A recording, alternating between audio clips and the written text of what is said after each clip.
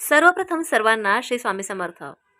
आपण पाहत असतो कधी-कधी काही लोकांच्या घरात शत्रुपीडा इतकी जास्त असते, की ते लोकं या शत्रूला इतके कंटाळले असतात, की ह्या शत्रूचं करावं तर काय करावं?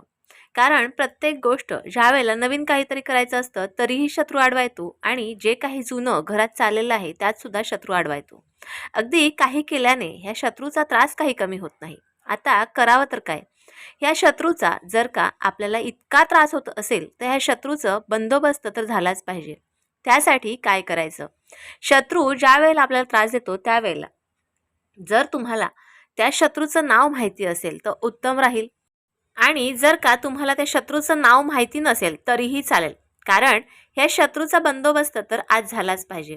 तुम्हाला अतिशय त्रास देणारे लोक जर का आपल्या घरात जरी असतील तरीही चालेल, किंवा घराच्या बाहेर शेजारी पाजारी किंवा आपल्या नातेवाईकांमधले कोणी असतील तरीही चालेल.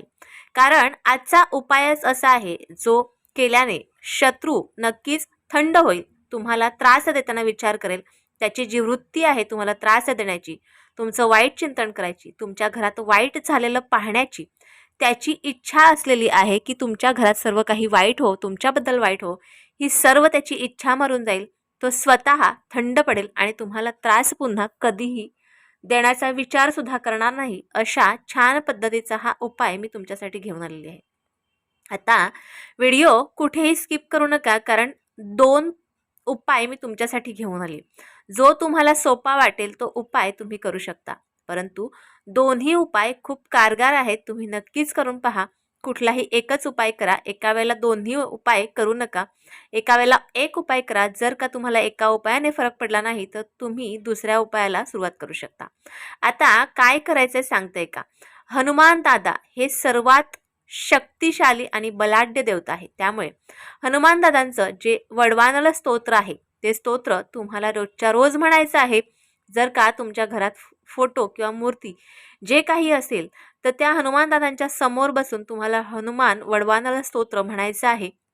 ज्याने तुम्हाला जो शत्रू त्रास देतो, त्या शत्रूचा त्रास देण्याची जी वृत्ती आहे, ही वृत्ती मरून जाईल आणि तो स्वतः तुम्हाला शत्रू नाही तर मैत्री करण्याच्या पुढे हात पुढे करेल.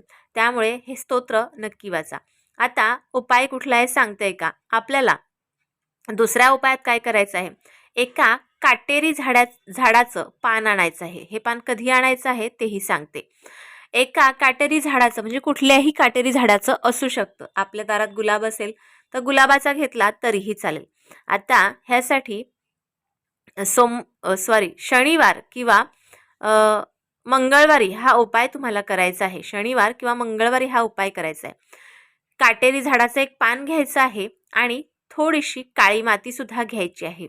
काळी माती अगदीच नसेल तर तुळशी खालची घेतली, तुम्ही फ्लॅट सिस्टममध्ये राहता, तुळशी खालची घेतली तरीही चालेल. डाव्या हातात तुम्हाला जे काटेरी झुडपाचं झाडाचं जे तुम्ही पान घेतलंय ते घ्यायचं. त्याच्यावर काळी माती, तुळशी खालची सुद्धा चालेल, नसेलच तर तुम्ही तुळशी खालची घ्या. अगदी बाजूला कुठे असेल काळी माती ती घेतली तर उत्तमच. त्या काटेरी झाडाच्या पानावर थोडीशी चिमूटभर, अगदी छोटीशी, अगदी सुपारी एवढी घेतली तरीही चालेल, तेवढी माती घ्या.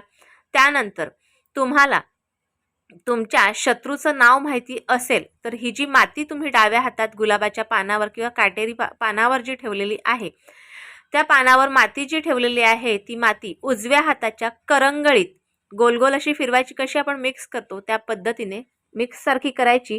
त्या शत्रूचं नाव घ्यायचं आणि ही जी माती आहे ही आपल्या पायाखाली टाकायची आणि पाय फिरवून टाकायचा. जसं आपण काहीतरी पुसतो तशा पद्धतीने पाय ह्या मातीवर पुसून टाकायचा, फिरवून टाकायचा. अशा पद्धतीने हे दोन्ही उपाय 43 दिवस तुम्हाला नक्कीच करायचे आहेत. दोन्ही उपाय तुम्हाला व्यवस्थित कळले असतील. व्हिडिओ आवडल्यास लाईक, शेअर, सबस्क्राईब मात्र जरूर करा. पुन्हा भेटू अशाच एका नवीन व्हिडिओसोबत, नवीन विषयासोबत. तोपर्यंत सर्वांना श्री स्वामी समर्थ.